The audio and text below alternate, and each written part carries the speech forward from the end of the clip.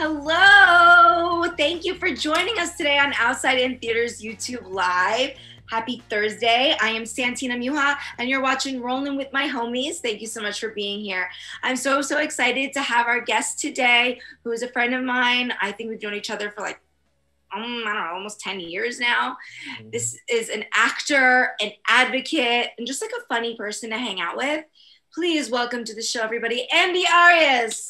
Hi, guys. It's so nice to be here. Thank you so much for having me. Oh, thank you so much for being here, Andy. How are you doing? I haven't seen you since the before times. Before times, when it was before the dark times. No, it's great. I moved back to LA from the East Coast.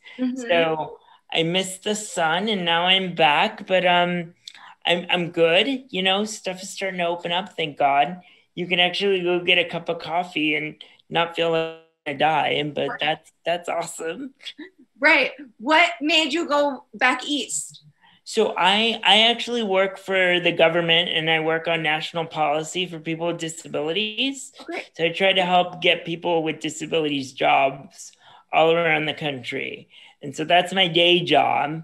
And to get that job, I had to actually work in DC and live in DC and be in DC. And then pandemic hit. And I was like, I don't know what's going to happen. My ass is going home. You could keep me, but I'm going home where my people are, and I'll see you later. And so that's what happened. And so that's why I'm back.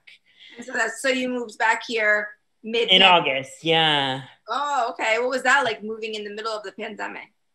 Scary as hell, because everyone, we're in wheelchairs, so we need help moving, we need help doing things, and nobody wanted to come into my house. They were like, I don't know you, this was pre-vaccine, so I was super nervous because I didn't leave my house really, because we roll on wheels.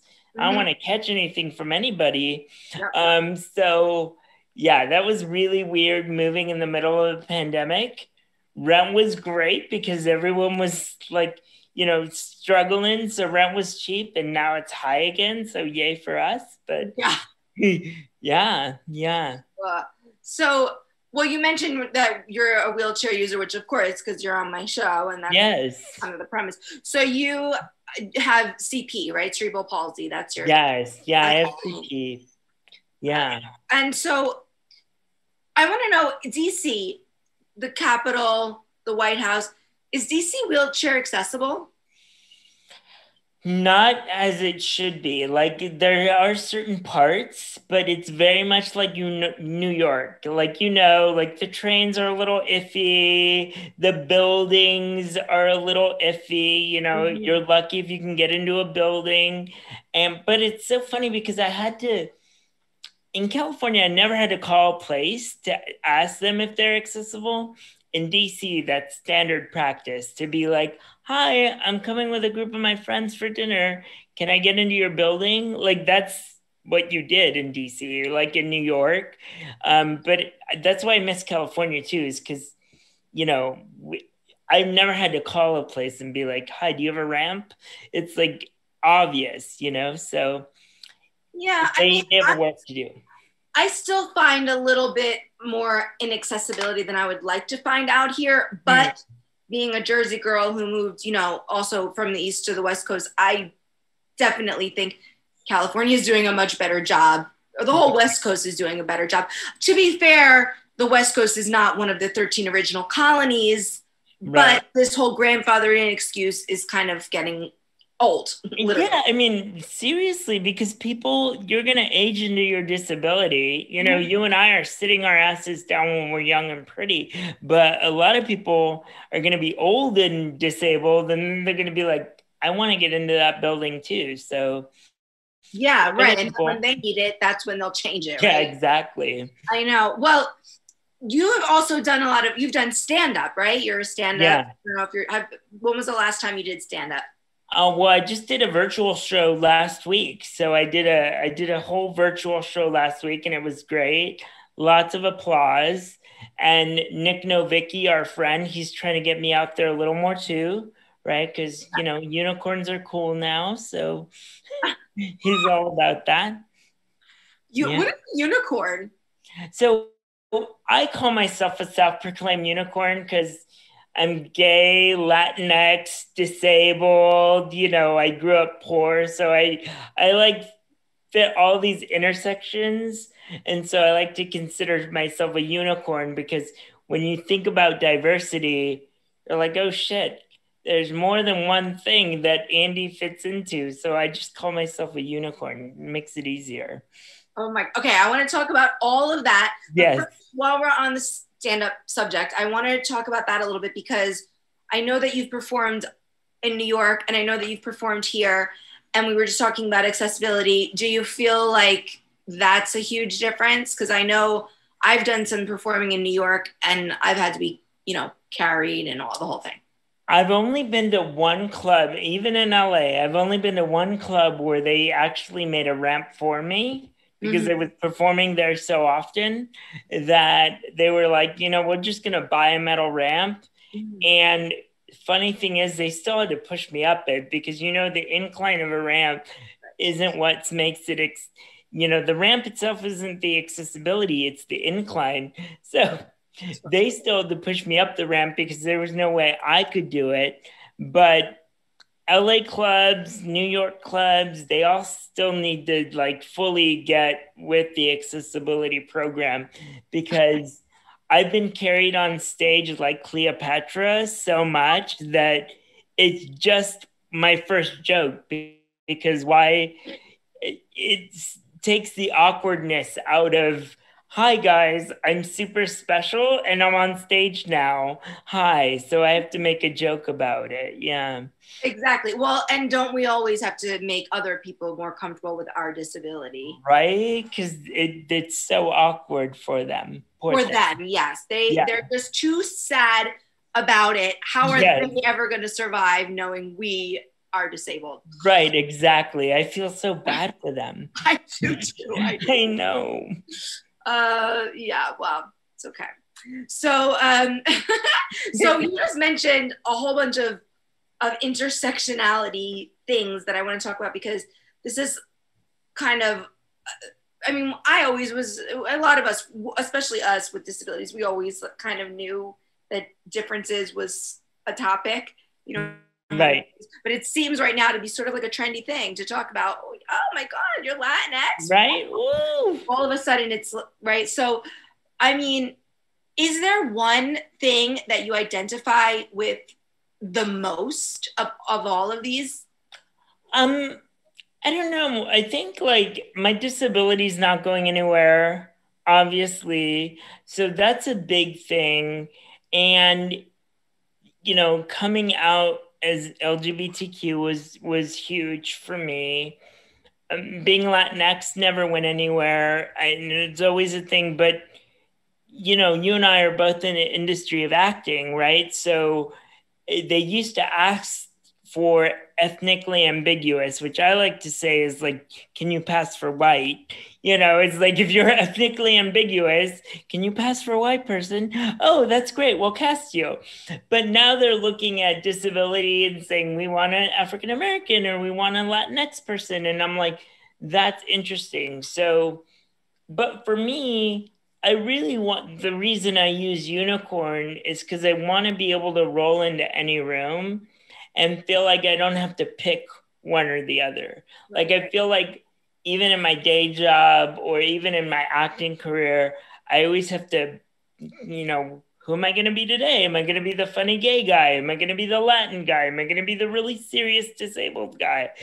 And I want to be all those things most of the time, like 95% of the time. If I could be all of that, I'd be a much happier, like, together person. Yeah. When did you come out of the closet as, when did you tell everybody you were identified as gay? So I came out, it's funny because I came out when I was 14, but I grew up in foster care, which you know some about, but I went back in the closet until I was 17 because being disabled and being gay, for a lot of people, because you're living in systems or you're living by other people's rules, you can't really just come out and be, you got to kind of follow and toe the line of what other people want for you. So I went back in the closet. And then when I moved out at 17, I was fully out. I said, listen, and I did that whole bisexual thing where I was like, oh, girls are cool. I could be with a girl. But really, I was gay, and I was just on the train to Gayville and stop in bisexual junction for 2 seconds to like make me seem really cool. But and it happens, a lot of my friends do that, but it was really liberating to come out as LGBTQ, and I say queer person because it covers everything. But it was also very challenging only because of the perception of LGBTQness and disability. Like, it's still not widely accepted as like a full thing. You know, we've had one TV show with one character that was bridging the gap. But again, he was a white boy, and he was, you know, he was not as disabled as me per se. So there's still a lot that we need to cover in the media to make people like me feel fully embraced by society, you know? Completely, yeah. And I often draw parallels between what it's like to be disabled and what it's like to be gay, not in the way of what, you know, what it's like, but in the way that we're perceived in television and media, and the way that it's like very special episode, or it's like not a character, a regular character, but it's someone who pops in for an episode to teach the regular characters a lesson and then leaves for their, you know, we never see that person again. Right. At least in the 80s and 90s and growing up to 2000s, that was what it was on TV. It was like the gay episode of that 90210, the wheelchair episode of 902, you know what I mean? So like, I felt like, Jesus, I understand, because I think growing up, people felt bad for me. But it's like, well, if that's what they're watching, then yeah, of course. Why wouldn't they? I feel bad for gay people now after watching this, even though I know gay people and I don't feel bad for them, but just the perception is off, right? Yeah. It's like we still have the so sorry stories about disability, and we still have the, oh, I would not want to be them yet. We don't have any like fully realized empowered disabled images that I'm like, shit, those people are killing it, and I don't care if I'm disabled or not. I want to be that person. Yeah, they make it seem, people make it seem like having a disability or being gay is like it's like a demerit. It's like like, so if you do anything else, they're like, wow, even though you're XYZ. Right. Yeah, it's still a blemish on like being a whole person. Yeah. It is. Do you feel like you've been discriminated against more for any of the things you identify with the most, or what do you think? Well, I think because I'm Latinx, but I'm lighter skinned than a lot of my family. And I feel like my LGBTQness and my disability have definitely been a more discriminating factor in society. You know, people often thought I could do less than the other folk, or because I was LGBTQ, people didn't want to take me as seriously. And so that's kind of why I got a serious job, because I'm like, screw this. I'm a serious person. I'm funny too, but I'm also serious. And here's what I could do. So I think it's mostly my LGBTQness and my disability that everyone thought I was this person, and I had to really raise the bar and show them that I was more than what they thought. And but I think I haven't really been discriminated against because of being Latino fully, and it's really hard to tell what somebody's discriminating you against for. You know, I haven't. There's jobs that I went on interviews for, and people, for acting jobs or other jobs, and people are like, no, you know, you're too extra, or your lifestyle's too much, which basically means you're too gay to play the role. But that's what people say. And it's just like, well, then make roles that are more diverse so I don't have to fit in your box of what is, you know? Yeah, like are we trying to say Jim Carrey is not extra? Yeah. Talk about extra, Or right? Jack Black is not extra. I mean, Right. you Yeah, exactly. right. Exactly. So when you went back in the closet, what did you do? Did you tell people never mind, just kidding, or did you just stop? So I got a girlfriend for 4 years. That was a fun Oh, trip. Yes, Andy had a girlfriend. Hi. She's still on my Facebook, so she'll probably see this. Hello, Heather. What's up, girl? But she actually married another Andy. Good for them. But yeah, no, I kind of went back in and said, I'm still thinking about things. I'm very spiritual. So I grew up in religion a lot. So like, so take a unicorn, put him in Catholic school, and then say, but be your authentic self. And I'm like, what? It was just a lot of things going on in my little head. So because I love kids, I wanted to be a dad so bad. I still want to be a dad.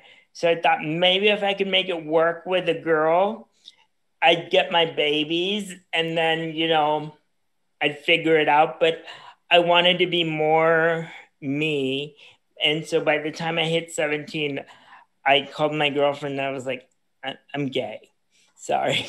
And she was like, I know. And I was like, good, because at least we're on the same page. But no, I think it's really important for people, like if they can come out or want to come out and it's safe, please do, guys. I mean, do it because you won't fully get to love you and experience you unless you do that, and that was tough for me to get to.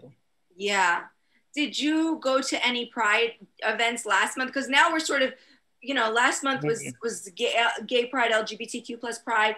This month is Disability Pride Yeah. Month. So we're right in the middle. So did you do any Pride months last month? Pride events I last did. month? I did a bunch of virtual things. I went out to my first gay bar since pandemic. Like 2 weekends ago. It was so fun. It was so weird not wearing a mask. I was like, oh my God. I still stayed 6 feet apart. There's people dancing over there, and there was people dancing over here, and I'm like, stay away from me. Don't dance near me. No close dancing. But I did. It was super fun. I think dancing is such a liberating thing for our community, the LGBTQ community, because it just gives a sense of freedom. And if you're a disabled boy on wheels, doing wheelies on the dance floor, you're going to get a lot of attention. So I figured go for it. Yeah. So did you go to any disability Pride events? I'm like not up on the parades. Do we have? So I did a couple of virtual things, but they weren't here. They were in like Philadelphia and East Coast stuff because people know me a lot on the East Coast because of my previous work. So yeah, I did a lot of virtual events for folks. I think the whole pandemic has opened up like Zoom and things for people to like experience an online life that we didn't experience before, right? So I think it's pandemic was only good for that one thing, is creating access for us to be able to do our stuff more freely. Yeah, and it really was. I mean, even auditioning and just meetings, and I mean, I can just get so much more done in a week now. Like Exactly. almost too much Yeah. going on, sometimes. So so that's great. Now, for the disability, or for the not disability Pride, for the LGBTQ plus Pride, did you I don't know how, because I know, like, I've seen posts and I've seen people talking about, hey, these events need to be wheelchair accessible too. How is that? Is that getting better, or I've actually worked with a ton of Pride events in previous years before pandemic to help them become more accessible. Mm-hmm. But I think the community as a whole, the LGBTQ community, I love you guys, but honestly, like we praise and we want acceptance from others, but sometimes when we don't fit into their box again of like what is beautiful or what is worthy, they don't always think about us as part of the community. And it is kind of sad because I'm as much gay as I am disabled. Those two things aren't going anywhere and make me who I am. And if you would think they would understand that because they were marginalized, they have been marginalized, they are marginalized. And so I would feel they would embrace me more, but it's kind of like internalized ableism, like in their regard, like they can't see me as equal yet. So we're getting there, but not really. You know what I mean? So Okay. it's moving forward. Okay, everybody, Yeah. listen to Andy because that's Yes, get it to move forward faster. Yeah. yeah. Did you ever experience internalized ableism? Oh, yes. I went to school when I was younger to a fully like um I would say like a disabled school, right? So it was a disabled school up until third grade.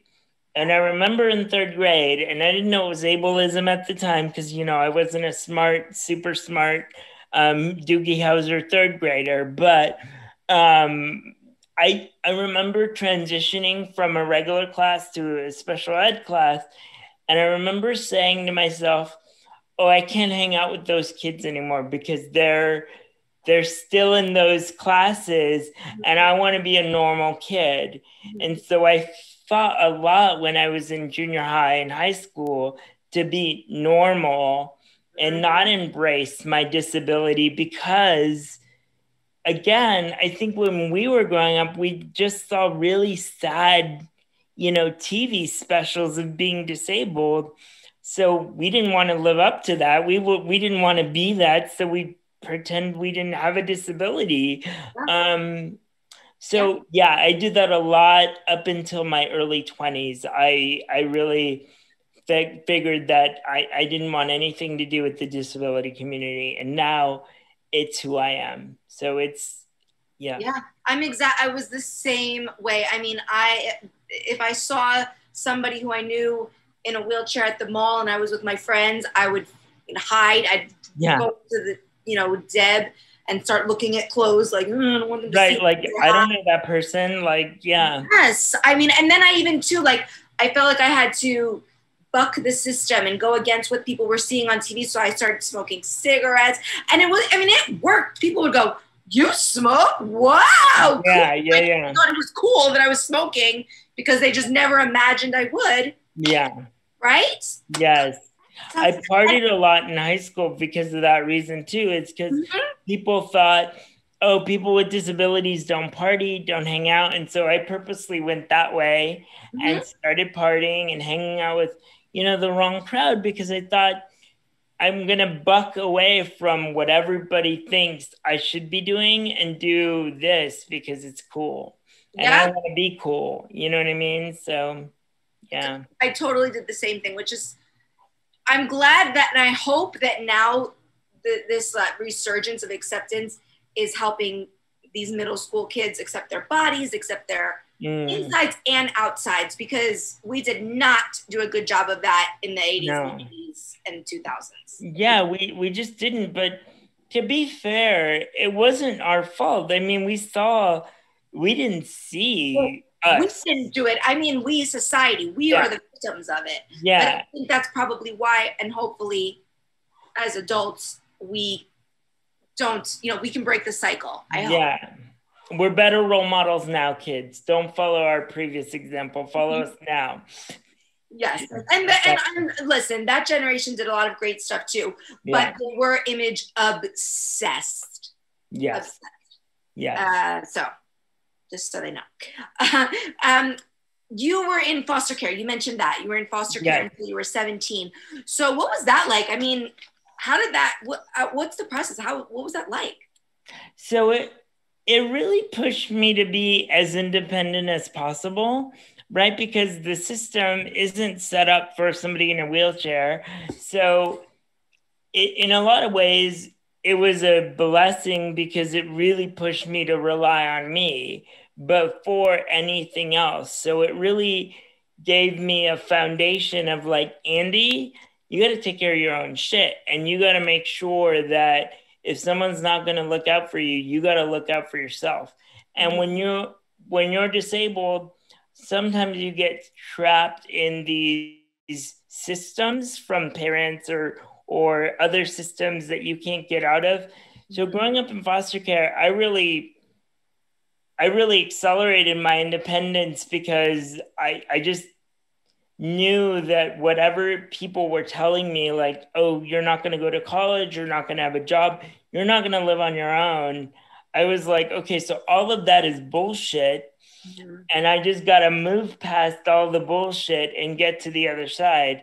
And so as tough as it was, because it was tough, and I'm actually writing a book about it right now, it really propelled me to move forward because it was like that fire under my butt to say, like, forget these people and just move forward, which if I had been more sheltered, I don't think that would have happened. I think I would be less, me and less independent if I was like falling into those systems, Yeah. Now, did you live with different foster families along the way, or how did that work? So I had like 6 different families that I moved around with. And then if they couldn't find me a family to live with, I had group homes.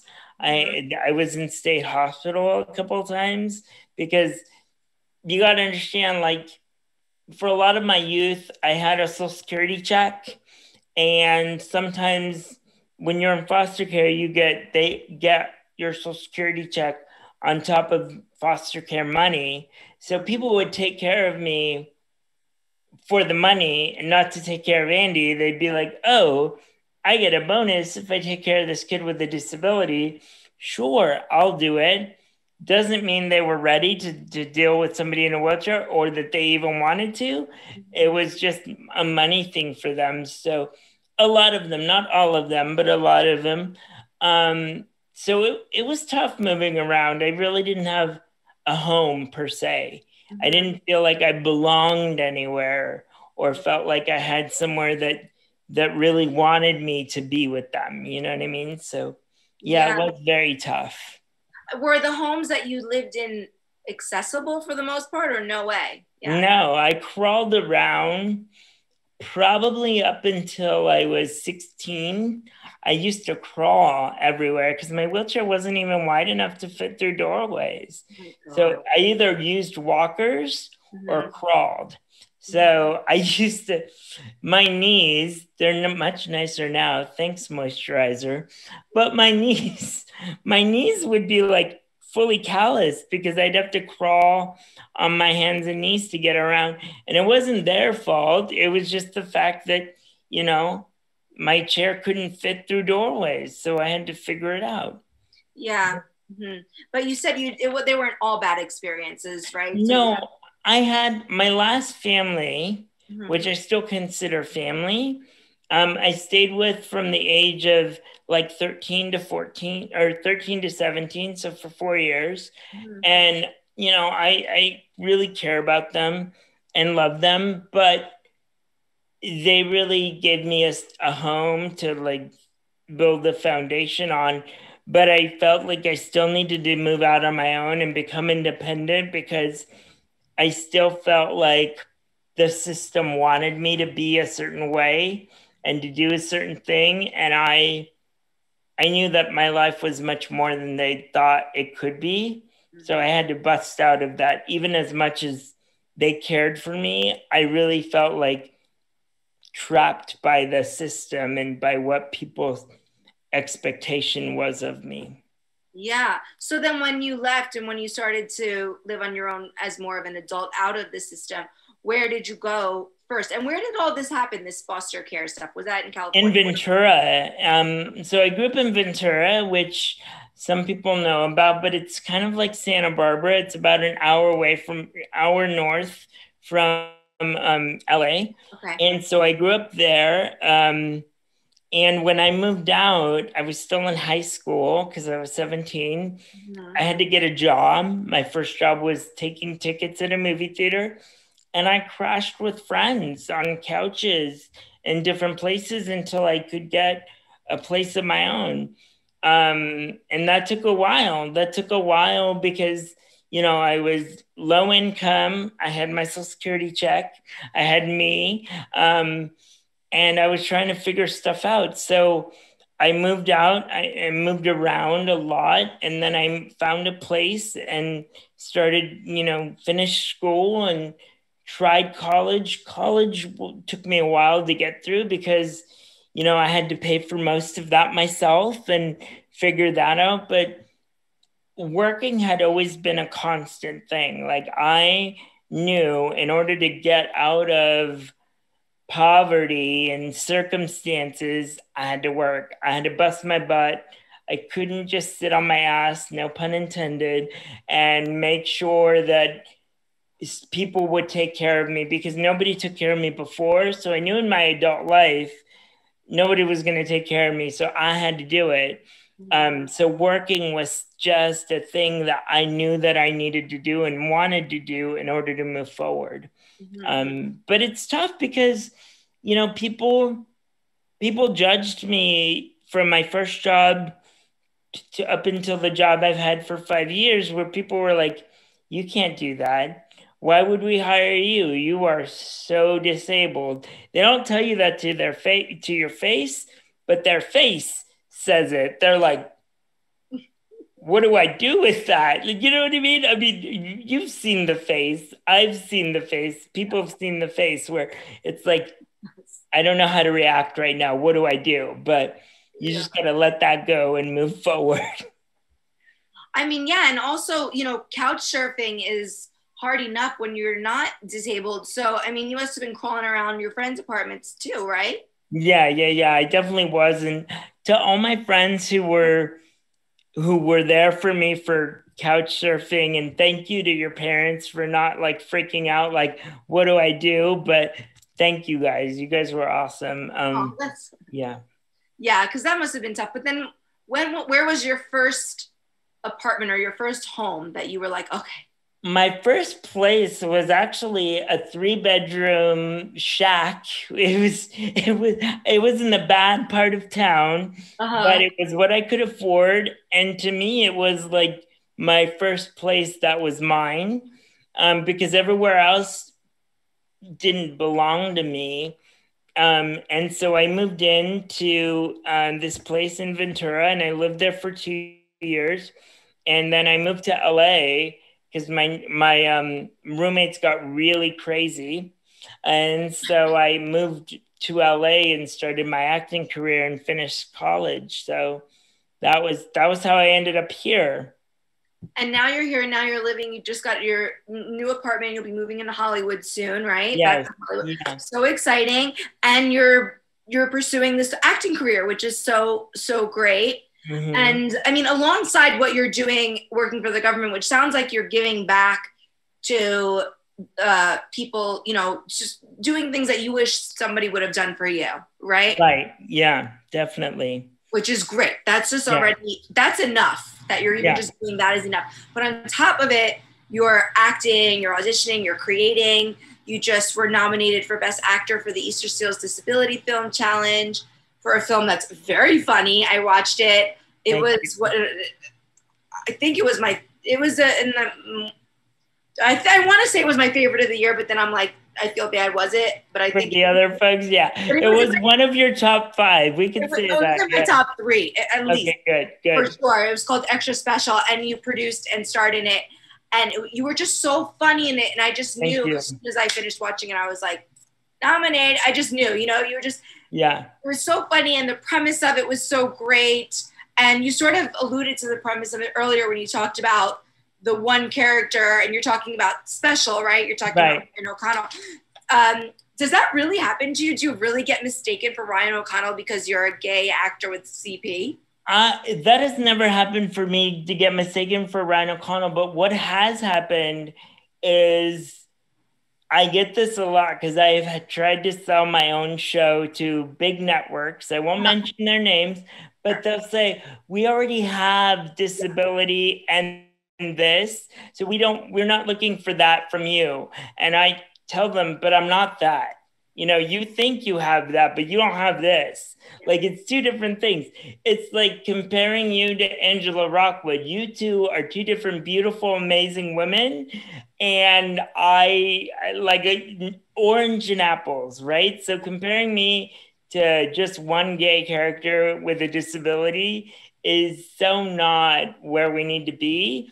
But I've gotten a lot of that. It's like we already have that, so we can't do anything with you, or that's too much, then we're leaning too far the other way.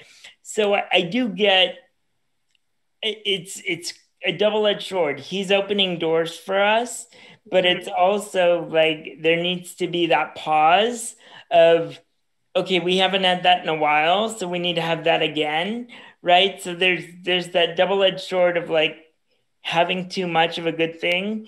But I think that if the industry itself just opens itself up and lets us be us, then it would be a lot easier for everyone to have their moment and to be who they are. You know what I mean? And so, yeah. The industry is causing us to, inherently, like you mentioned Angela, and I love Angela and Auntie and me and all the girls, right? I love them all. But when I was first coming up and I found out about all these beautiful actresses in LA in wheelchairs, I was like, oh my God, because I knew that they would be pitting us all against each other for the one crumb. Right. Like, it's different if there was a million things and it's like, okay, great, woo, yay, right. Community.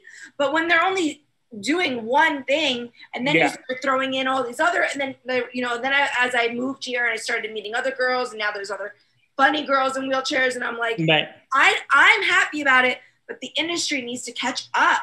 Right. Yeah, no, they really do. I mean, they're getting better, but it's still like, I always feel like diversity is still sort of one note with them. They're still very like, okay, either it's your ethnicity or your disability.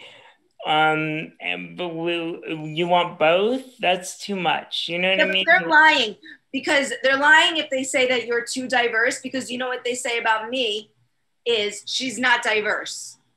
What? Yeah, I've gotten that from a few casting directors. Oh, sorry, we're really looking to cast this role with someone who's diverse. So they're lying to all of us. I know.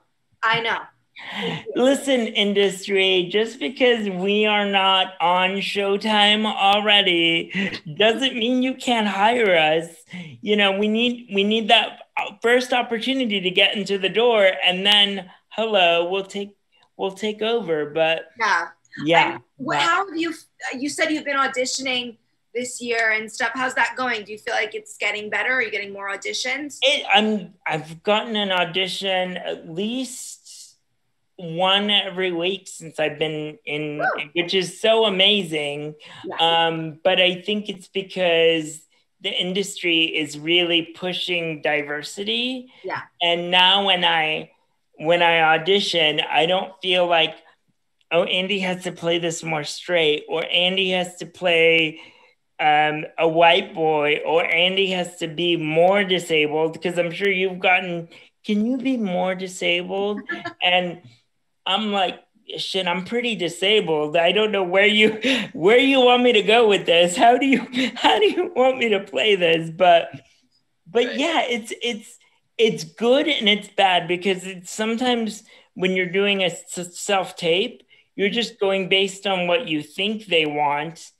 Right. And I always like doing it in front of a casting director, because I like the feedback, right? And sometimes when they give you the feedback of what they're really thinking, you do that because you're a talented actor, and then you get the role.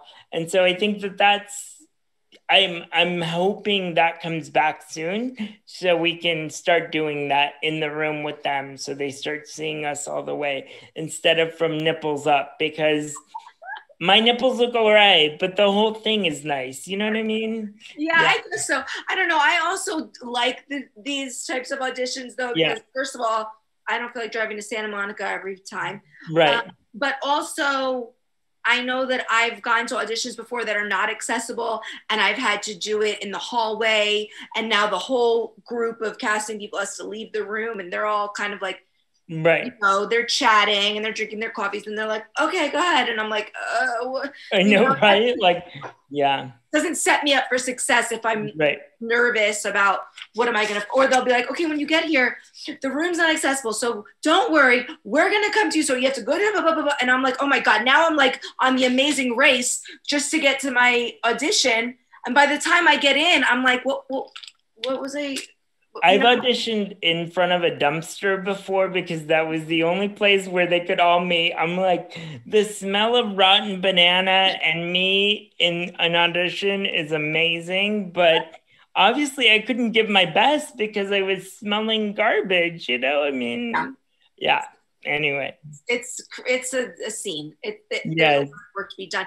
Do you go out for primarily, have you gone out for any roles that are not disability specific lately, or not really? Most of them have been disability specific. I've done a 180 a little bit and gone more towards the LGBTQ side of things.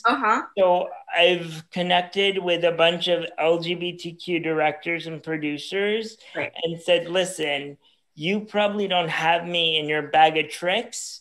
I'm good, and you could be super diverse if you cast a unicorn like me. And so I'm working on a couple of projects that aren't disability specific, but will highlight my LGBTQ-ness and bring disability to the forefront in that way. So, yeah.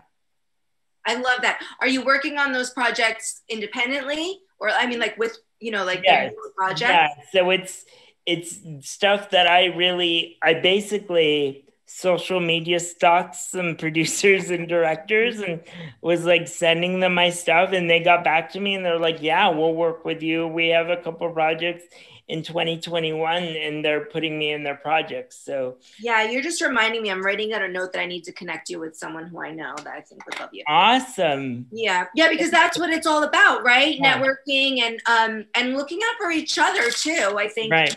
And is huge. And now that there are starting to be some more roles, we can look out for each other a little more and not panic that if I give you something that it's going to take away from you. Yeah. I don't feel that anymore now in the industry, really, because I still don't see myself out there, right? I don't think there's another Andy-like character out there, so I don't worry as much now. Yeah, I would agree. I haven't seen an Andy-like character, I don't think. Yeah. Even Angela said the same thing. She was like, I haven't even seen anyone like you at all. So no, and that's a crime. I'm sorry, but that is a crime. Yes. Because you have so much, it's like you're such a rich, layered character, and that's what people want to see, right? That's what people want to watch, especially now these days. It's not slapstick 80s multicam sitcom anymore, which was so fun to watch in those times. But I think audiences now are starting, they love Fleabag, they love things where there's authenticness. Yes. Dig in a little bit, right? Yeah. You agree, right? Do you have an agent? I do. I think we have the same. Are you with Gail? I'm not with Gail. I know everybody's with Gail, which is so cool, but I'm actually not. So I'm with Gail, and I'm actually looking for a new management company because Gail's my agent, but I'm looking for a good manager because you need both really to hit you up on both sides for what you want to do. And actually, there's one that focuses specifically on LGBTQ things, which I'm trying to hit the industry on all fronts, right? So Gail can do my disability or LGBTQ, but if I go with a gay manager, I'm going to be like, listen, people in West Hollywood, you need to get me where I need to be in this area. So, yeah. Totally. Mwah. That's a great combo. And that's a great idea. And that's a great level of self-awareness that you have because, we're actors. So we kind of can't say, hey, don't judge me by the way I look or because that's the career we chose, Right. So we kind of have to let them judge us a little. We chose a very hard industry to be in, but I'd rather knock out the first barrier and say, like, yeah, I'm gay as Christmas, but I can act any way you want. But if you want this as is, here's what you can get, right? Which is amazing. Yeah. Completely. I agree. And I'm so happy to see that you're taking, it sounds like you've always done this, but taken things into your own hands. And I wish that for everybody, I wish that people wouldn't take no for an answer as much as they do, because we hear a lot of no. Yeah, we do. And everything we do, really, not just acting, everything in life is like, well, maybe you can't do that. Well, maybe I can. Yeah, and every time that you push and do it, you're opening a door for the people behind you that want to do it as well, which is, and like I said, the fact that your day job is, what you do, you're already very aware of that. So I just think that's really, really cool. Awesome. I want, before, because we're almost at the end, did this not fly by? Right? Yeah, I was like, wait, we're done? What happened? Well, we're almost there, but we cannot go without talking about dating, because I think we're both on the apps right now. Oh my gosh. And it is bleak. It is a thing. It's a whole thing, right? Yeah. So talk to me a little bit about what it's like, what is your process as far as, the chair, and what do you like, how do you talk, what do you do? So I have a lot of rules, actually, just to keep my sanity. So I have a 72-hour rule. If I start chatting with someone, first of all, you could see my wheelchair in the photo. So if you swipe right on me, hello, I'm in a wheelchair, get over it. But if we're chatting and you don't respond to me in between 48 and 72 hours, I don't even say anything. I just unmatch you, because I figure we don't have time. I don't have time. You obviously don't have time to figure that out.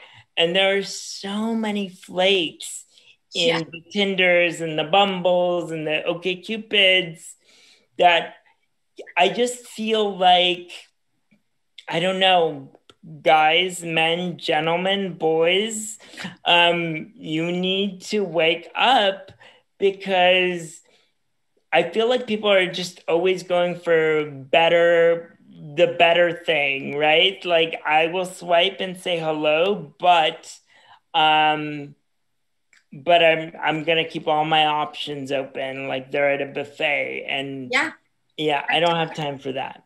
That's exactly right. That's what I say. Dating these days has become like ordering food off of a menu. You're like, I'll try that. And then you get it and you're like, actually, this is a little spicier than I thought it was going to be. So I'm just. Yeah, exactly. What is your, like, do you like when somebody asks you about your disability up front? Do you want them to wait a little bit? How do you feel about that? Because I have some feelings. I would rather somebody ask me. I would rather somebody be straight out and be like, I don't know about this. What's that about? Or does this work? Now, if you're going to be gross and ask me if I can have sex, like within the first 5 seconds, we're probably not going to be a match. But if we go to dinner and we hang out and then you're like, what's this about? I'm cool with that. But okay, good. Yeah. I just had a guy message me out the gate that he wanted to know if I can, what my sexual function was, because not being able to give his partner an orgasm was a deal breaker for him.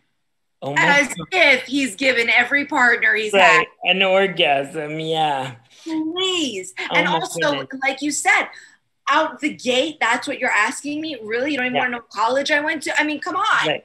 Like, dinner first. Know my name, know my favorite color, and know something other than that about me before I talk about sex. Like, that's just the thing for me. And does he ask, and I would like to know if he asks every girl that, because not every, every girl is different, whatever. Every person is different in bed, right? So why, again, it's just another example of society trying to put, us in a box. I think people feel too that a lot of the times, because we are in wheelchairs, they can get away with a lot of shit, right? And we don't deserve the level of respect that they would pay another person sometimes.